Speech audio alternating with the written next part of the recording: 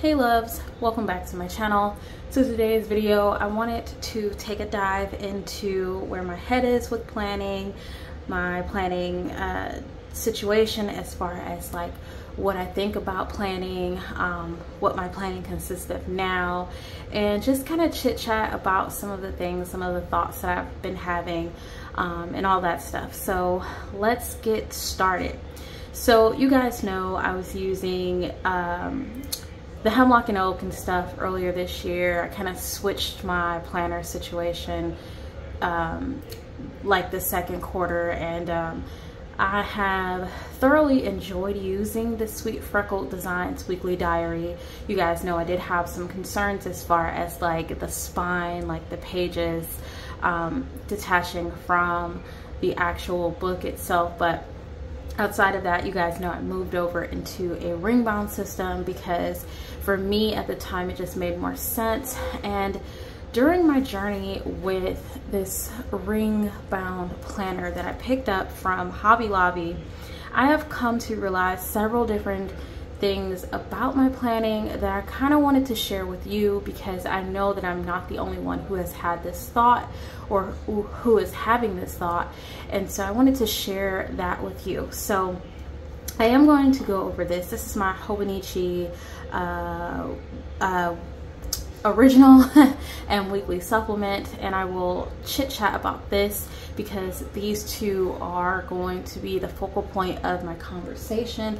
I'm also going to share the Filofax because it is also going to be a part of this conversation as well, but I primarily want to touch bases on these two things because, as you guys know, this one was the system that I had moved into, the Hobonichi, along with the weekly diary, and I wanted to share like my opinions on this and this.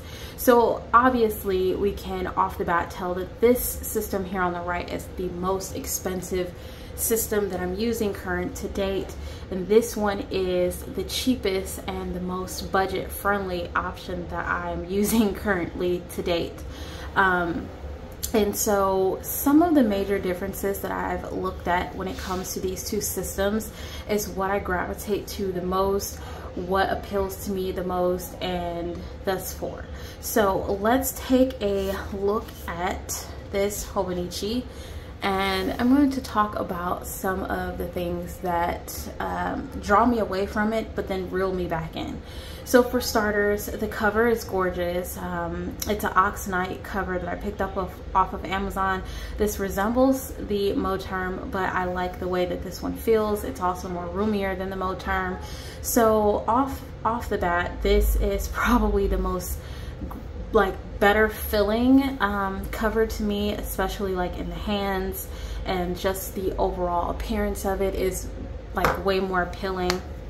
When I open this up, my system is pretty basic. I always say that I just need like a basic system, nothing over the top extravagant. I have tried extravagant systems in the past and they have not worked for me.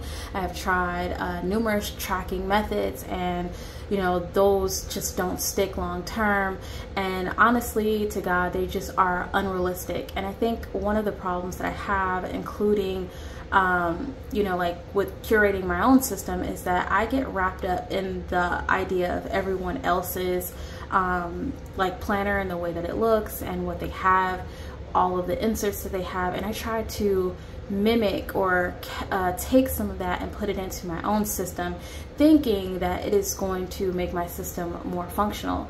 And realistically, it's just not a realistic system to follow.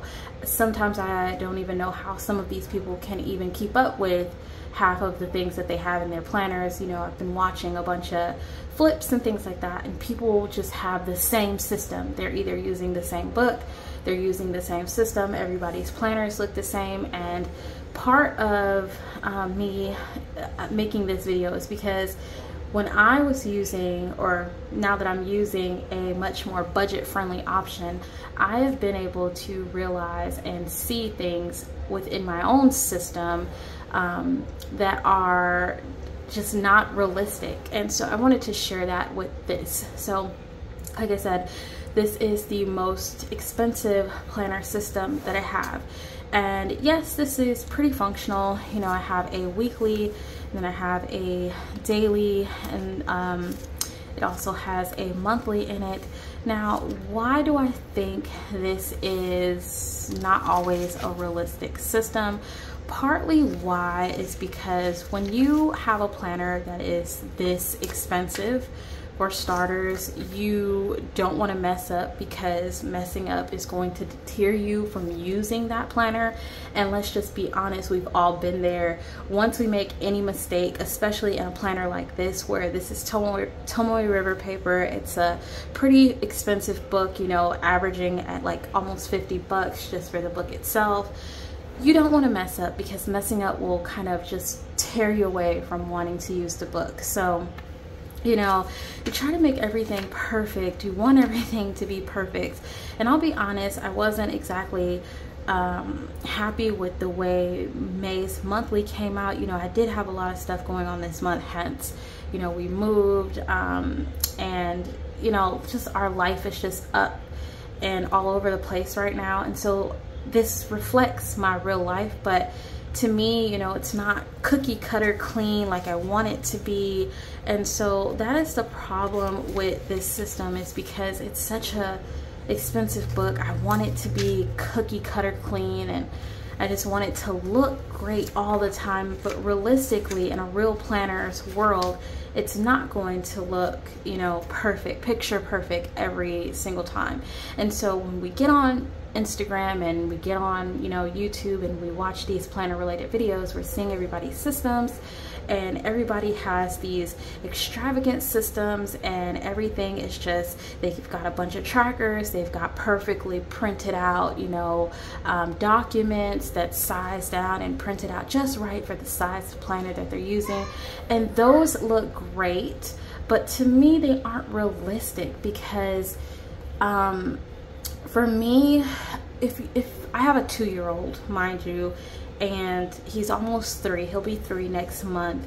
And so life is busy. Like realistically, if I'm thinking about my planners need to be pretty simple and consistent in terms of like what they entail, because I don't, like, honestly to God, I don't have time to sit here and make all the pages look extra pretty and do all these elaborate trackers, and like I just don't have that kind of time. Yes, I adore neatness. I do love a neat planner, because to me, I can read it, it's more legible, but realistically I can't always keep up with it, and that's part of the problem. Like I just fall straight off of a system when I have to keep up with something that doesn't feel realistic to me. So this is what I mean. Like when I look at this, when I flip through this, I'm looking at this and I'm saying to myself, you know, all the pages, they look great.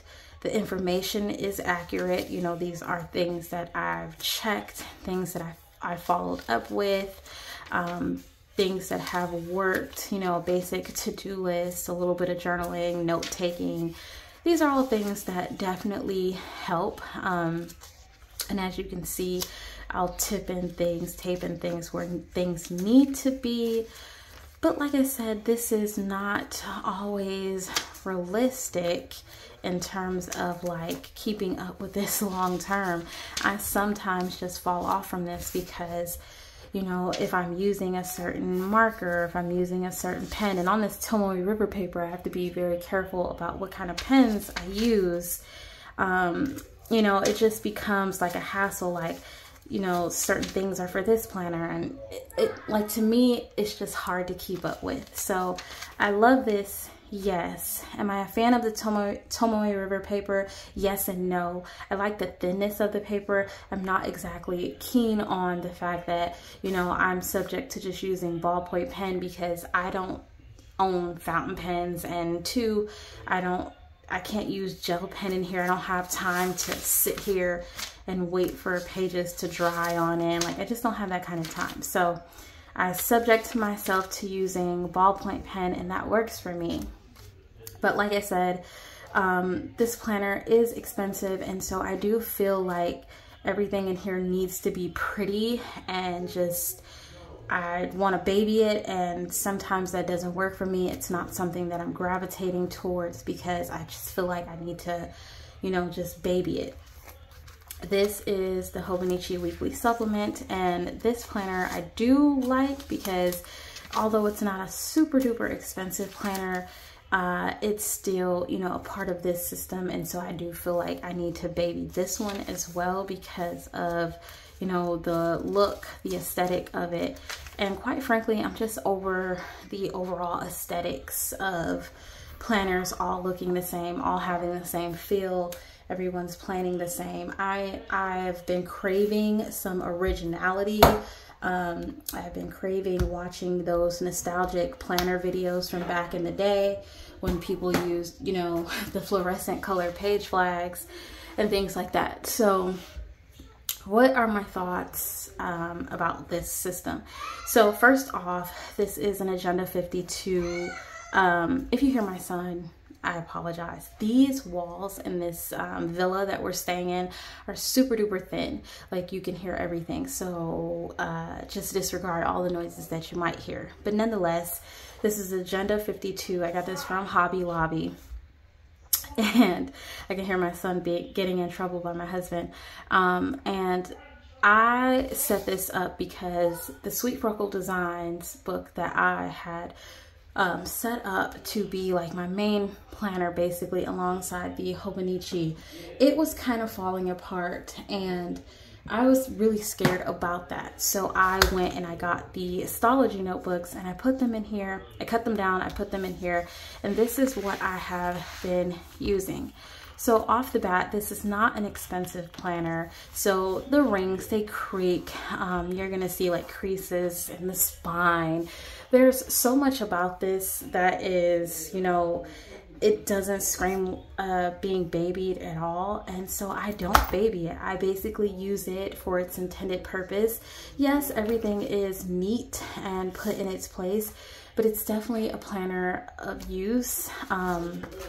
Like I said, so setting this up has made me realize several things about my system that I could never see before, because I was trying to mimic the look of an aesthetic planner, mimic the look of something non-original to me, even though it was my original layout or my original way of planning. The system in itself was not original to me because it didn't have any of my creativeness flowing through it.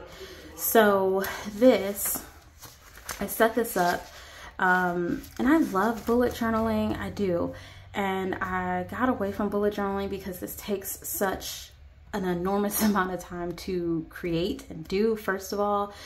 But I feel like I'm the most productive in here because I'm not babying these pages. First of all, this is astrology, and astrologies are not super expensive. They're not super cheap, but they're not Tomoe River paper expensive. And so I found a layout that really works for me. I really like a week on one page with notes. I found that I really liked the dashboard layout. Using the Happy Planner kind of helped me see that, because the Happy Planner had a dashboard layout that I was really keen on.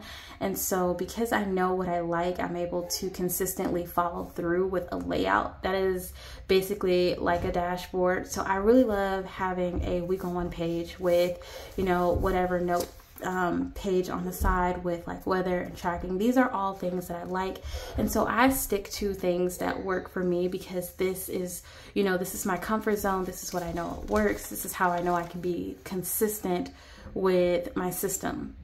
And so for the last couple of weeks of May, this is May that we're flipping through, I have done just that, you know, like my day specific tasks and events. And, you know, I use no particular color code, but I do color code certain things just to indicate certain things. It's just whatever's in my mind. I have my signifiers here. I've explained how I use this page basically and what these things are, and this has worked incredibly well for me. So last week I started experimenting with these little A6 size astrology pages, and I was really keen on the Dutch door layout, and so I wanted to try out a Dutch door system to see if I could keep my system, but still include like a daily if I need a daily, if the week is going to be busy, to see if I can still do it with just this layout.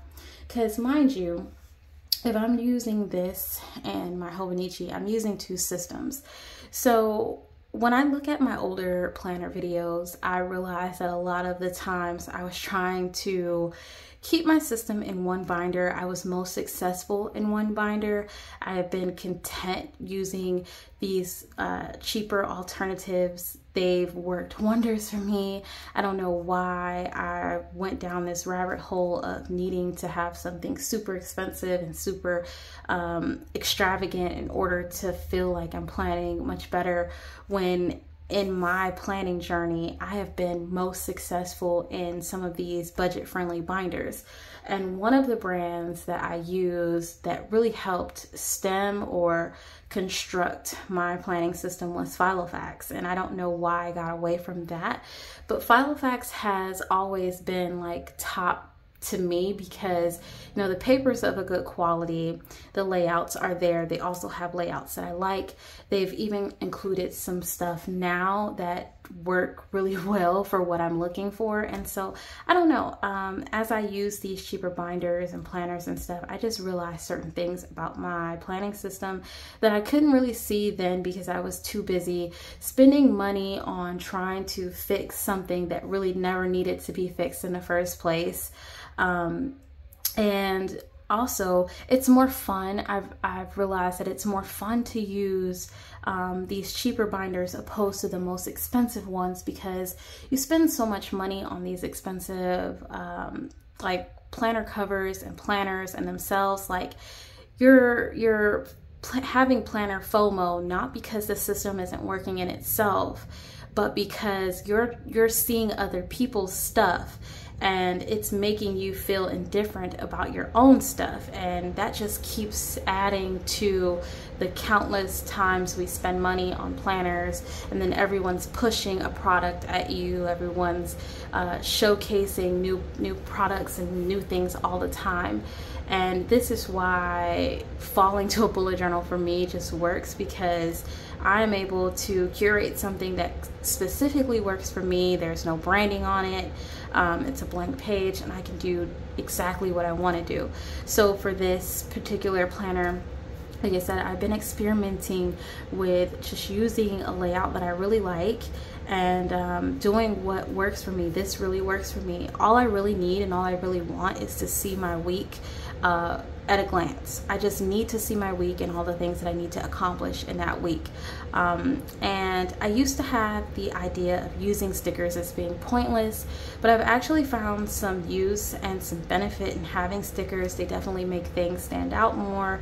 And so if I had to think about what I said then in the past when I was introduced to stickers, or when I thought about stickers, I would completely change that thought and tell you that stickers are definitely beneficial, because they help in ways that, you know, just using regular marker and pen don't sometimes. Like, they are just visually appealing, one, and then they visually help too. Okay, so mostly for this week, like I said, I've been just experimenting with some dailies, just like doing my usual. There's nothing extravagant about this. This is typically what I do in all of my dailies, which is just like a running list with notes, maybe the week that we're in, some meal ideas, and some little notes. And as you can see, I just try to stay very true to the system that I have, and this has worked tremendously for me. I do still track. I do believe in tracking, but I believe in tracking things that are more realistic.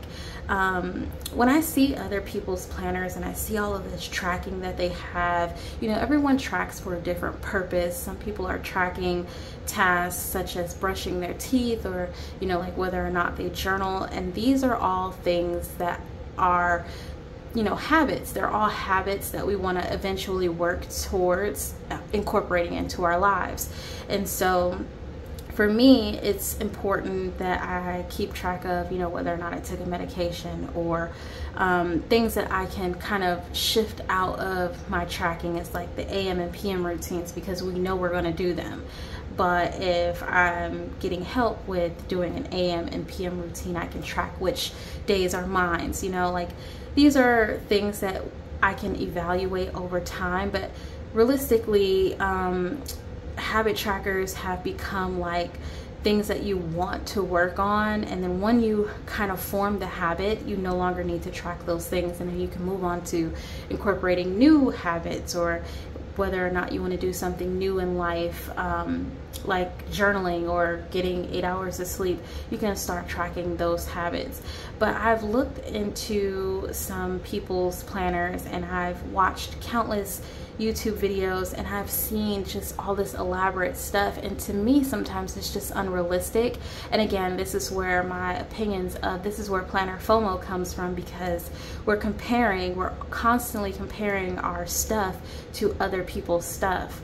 And when you kind of step away from all of those brands, when you step away from all of these big brands and these like big small shop brands and stuff like that, like right now what's popular is sterling ink, and Hobonichi is always going to be popular, but right now what I'm seeing all over the web is sterling ink. And to me, you know, I'm not saying that these products aren't great, but I'm just saying that they're not things that we necessarily need. They're wants. You know, we want these things. But if we already have a system that's working for us, and we already know what we like, why are we constantly falling into this trap of trying to compete and keep up with the aesthetics? I have also learned that when you're using a cheaper binder, people don't typically care to watch your content. They don't care about, you know, the binder. They don't care about the stuff in it, because it's not something extravagant. This is something that I wish we could get away from, because some people have really great systems even though they're using these much more budget-friendly options, and we're not even giving, you know, the opportunity to introduce budget-friendly options, because we're stuck in this phase of, you know, we need to have Tomoe River paper, we need to have an aesthetically pleasing planner that has perfectly matched stickers and the right tombos and the right kind of fountain pen. Like, I'm just at a point where this is so comfortable to me that looking at other things that are just aesthetic in itself, it's just not appealing anymore. It almost draws you away from wanting to even watch, because you're looking at these things. And what I realized being in this and not watching those videos is that when I'm not watching that kind of content, I'm more prone to loving my own system. When I'm watching that kind of content, I'm more prone to feeling like this isn't good enough. I want to change this, and then we go and we spend more money and we change the system, and then we realize that this was working all along. What was wrong with this, and why is this planner all of a sudden going to work much better? I realized in the short amount of time that I have been, you know, planner hopping last year, the year before last, and even a little bit this year, is that I'm doing the same thing across all planners. What I couldn't realize then, I'm starting to realize now, because I haven't had a lot of time to watch YouTube. And that is primarily another reason why I've been able to form these opinions, is because when I'm not watching YouTube, my system is working. When I'm watching YouTube, I'm comparing, you know, oh, her planner looks great and she has a great layout, and this is, you know, just perfectly laid out, and I really like this. And so it makes me feel like, oh, this isn't working now, because, you know, it doesn't have this, I don't have that, or I feel like I might need a new tracker, or might need a new something. And realistically, I don't need any of that. I'm doing the same thing I'm doing across all planners. So what difference is this planner going to make that this planner isn't making? This is a ring-bound bullet journal. So anything that isn't working, I could just change, opposed to, like I said, my more expensive, my Hobonichi cousin. You know, those pages are dated and there's a layout that is being followed there. So you know, what difference can that planner do that this planner can't do? You know what I mean? So it's just the initial thought that, you know, we're striving for perfection. We're striving for a perfect system, and perfection and finding a perfect system doesn't really necessarily exist. It's only perfect when it's working for you, and that's what our planners are meant to be. They're meant to be tools that work for us, not us work for them. And I understand that a lot of people do this as a hobby, and a lot of people do this for enjoyment. But then there are some of us who actually need our planners to function, and we need, you know, our planners to be tools instead of just pretty pieces of paper with words on them. So everybody has their need, and I've just realized that my needs need to be very simple. I need to have a week. I need to have specific, you know, task lists.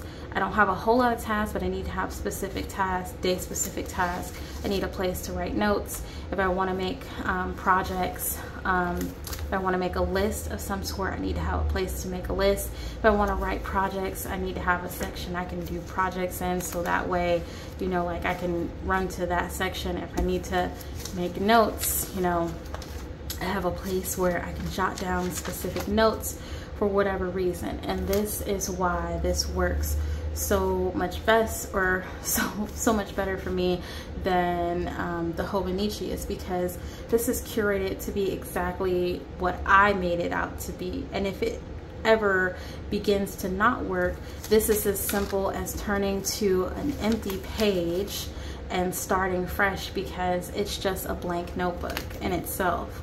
But you know, finding what works for you is what's going to eliminate planner FOMO, what's going to eliminate the compare and contrast between needing all of these different things, wanting all of these different things. It's just finding what really works for you. And when you are able to do that, you'll be more content with what you're using, and you won't feel the urge to want to switch. I do understand that a lot of us do switch because we get bored or we just want something new, and that's completely fine. You know, even in bullet journaling, you get tired of a layout, you get tired of, you know, like a setup, and so you try something different. But part of that is, again, like I said, having to find your niche. A good example of this is Monique Smith. So I absolutely love watching her channel because she is just so, I've always said this, but she's just so carefree in her system, but it's consistent, and it's been consistent for all the years that I've watched her. You know, her planning style is the same. It never falters. She's not mimicking off of anyone. But I've seen people, including myself, who have had a system that either switches or it doesn't align with what they did when they first, you know, started their YouTube channel and started sharing their system, myself included. Like, when I go back and I look at some of my older videos, I'm like, okay, I was always a lister. I was always this kind of person who tracked this. But why did I fall off from stop tracking this? It's either because I realized at some point that something wasn't working, or I thought wasn't working, and so I tried to incorporate something that someone else did, and my system just got all over the place. It wasn't until about last year or year before last that I really started to figure out what I liked the most, the layouts that I liked the most, what I wanted to keep track of, what I needed to keep track of, and those have been consistent for the last couple of years. Those have been the things that I've consistently kept in my planners for the last couple of years. And so that's where I'm getting at. It's just like the budget-friendly option helped me see that. I don't know why moving into a budget-friendly option really opened my eyes to just being content with something that didn't cost me a whole lot of money. I think because it's not a binder that, one, I'm babying. It's not a binder that, two, has dated inserts. It's not a binder that, you know, looks like everybody else's system. It's set up to be unique to me.